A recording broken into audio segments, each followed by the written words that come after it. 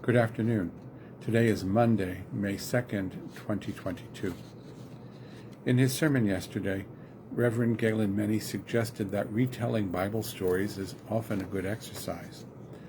And this morning in my email, I found from one of my regular subscriptions called Living the Lectionary, a reflection on yesterday's gospel passage, namely the 21st chapter of John, verses 1 through 9. Remember that this is the third time that Jesus has appeared to his disciples following the resurrection. By the third appearance, the disciples have gone back to what they know.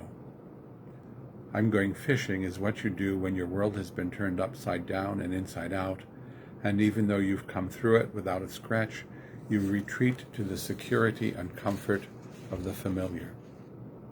The rhythm of casting out and hauling in, casting out and hauling in, casting out and hauling in, even if you don't catch anything, is simple and satisfying and safe. But Jesus can't leave them alone, and appearing again turns the catch into an object lesson.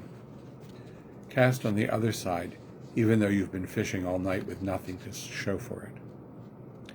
Recognition comes with the catch. John wants us to know that there were 153 large fish. But the more important detail is that the net is not torn, which is just another sign that what you should expect in the new reality is the unexpected. After breakfast, it's Jesus who goes fishing for an answer that is really a confession.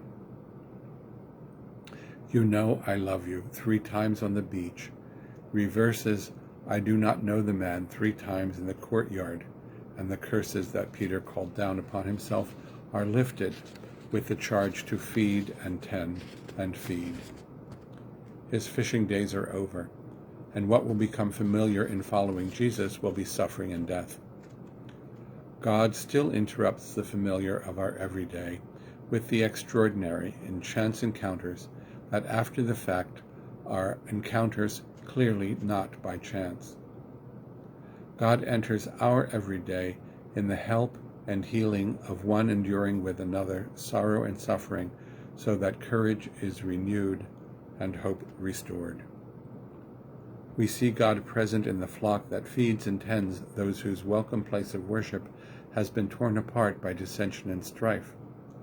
In all of this, we are invited, along with Peter, to stretch out our hands and be bound to something beyond our own doing, and in that experience, even the familiar is always something new.